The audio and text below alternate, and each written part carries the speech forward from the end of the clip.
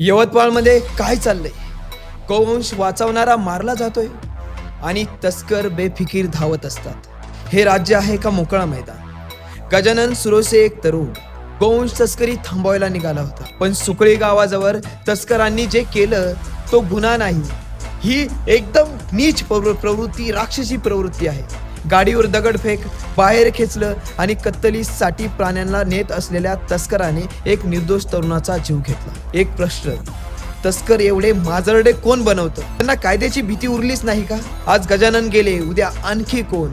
गोवंश तस्करी ही गुन्हा नाही, हे राज्यात सुरक्षेवरचं थेट आव्हान आहे.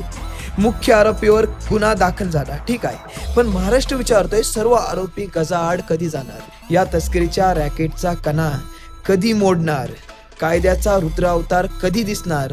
गजानन सुरोशे यांचा बळी हे फक्त एक हत्याकांड नाही, हे संपूर्ण गोवंश तस्करी व्यवस्थेचे काळे तोंड उघड करणारं सत्य आहे. गजाननसाठी न्याय हवा, गोवंश तस्करीचा पूर्ण सफाया हवा आणि महाराष्ट्रात कायद्याचाच आवाज ऐकू यायला हवा.